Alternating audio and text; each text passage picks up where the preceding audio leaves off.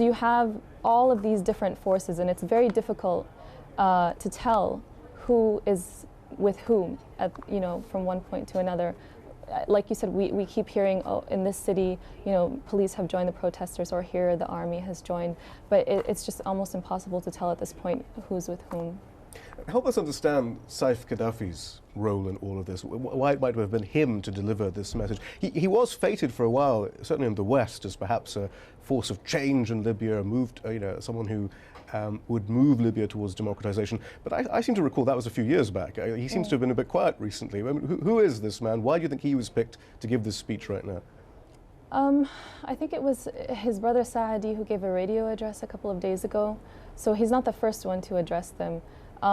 Again, it sort of plays into this idea of who is he really talking to, or who else is he talking to? Saif is, like you said, he's that sort of that image of the new Libya. He talked about moving from an old Jamahiriya, which is a strange term that Gaddafi himself coined, which doesn't really mean anything, but he says means state of the masses, to a new Jamahiriya, a new Libya. So. Again, I think he's trying to send a message to certain people that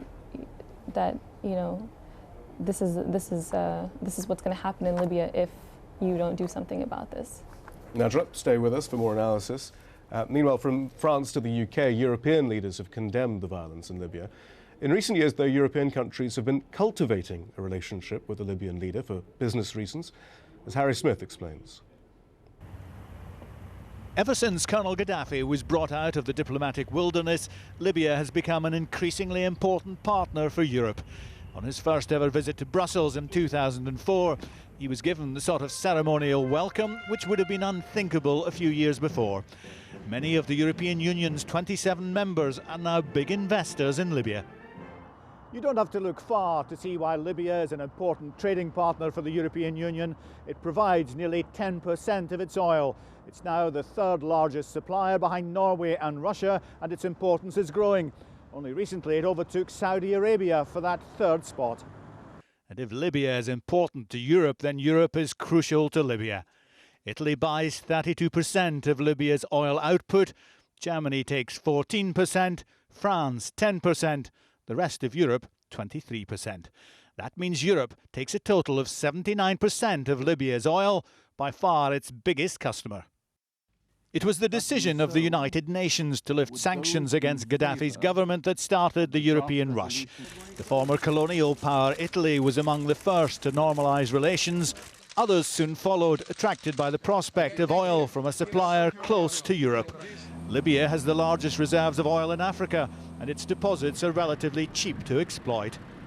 The release by Britain of the Lockerbie bomber was a sign of the UK's willingness to foster good relations with Gaddafi, even though it risked damaging ties with the United States.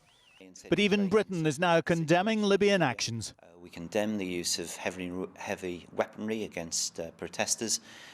We're shocked by the reports of the number of deaths, 35 apparently at one hospital overnight. And we've had to say very clearly, just because the news media doesn't have full access to Libya, the eyes of the world are still upon the Libyan government and how it is responding to protest. And as the crisis deepens, Europe is coming under increasing pressure to act. Harry Smith, Al Jazeera. Libyan special forces reportedly attacked earlier the lawyers and judges protesting in front of a Benghazi courthouse. And Kamal Houdefi, a judge in Benghazi, described what he saw to Al Jazeera.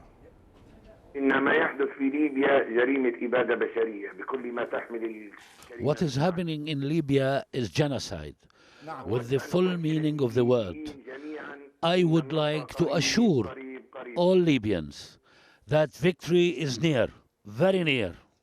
The violence used by the tyrant and his cronies in ugly fashion, the pictures can illustrate to you what is happening.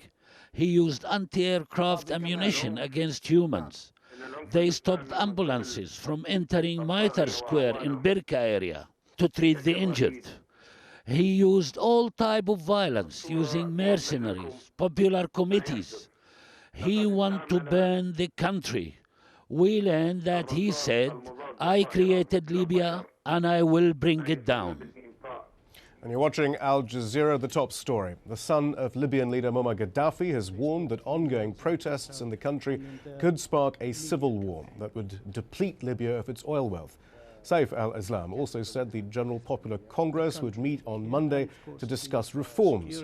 That followed reports of more clashes between pro and anti-government protesters in the capital, Tripoli.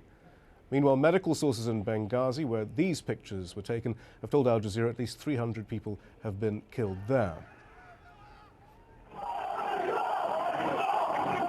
These are the latest pictures from Tripoli, where violent clashes were reported to have broken out late Sunday in the central Green Square.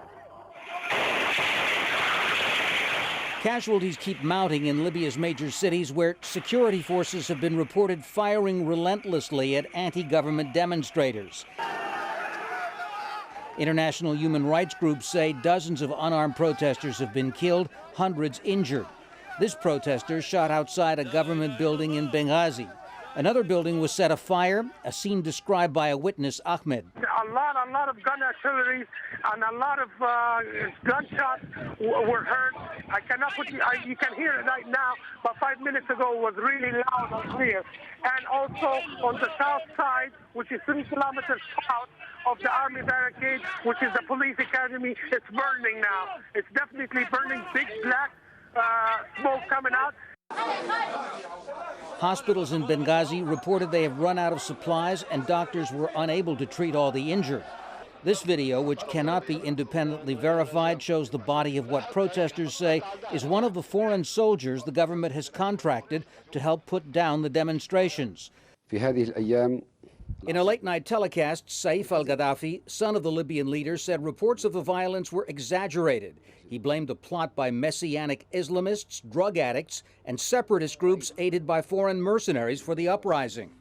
Libya is not like Egypt. It consists of tribes and clans. Is not societies with parties and so on. Is parties and clans. Everyone knows their area. Everyone knows their duties and obligations. Then this could cause civil war, or may get to the civil war, back to the civil war of 1937. Gaddafi promised to convene a national assembly within 48 hours to start working on a new constitution. Earlier, Libyan state television broadcast pictures of Muammar Gaddafi walking among cheering women and children on Saturday night. Tom Ackerman, Al Jazeera.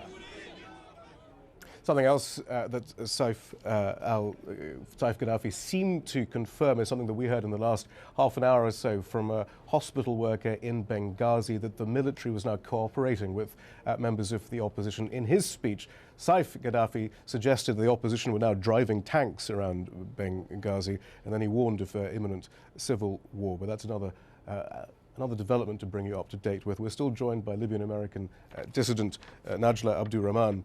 And you've been talking to those who are protesting. What are they telling you about why they are doing this and their morale, actually, after what is, let's face it, a far more brutal crackdown than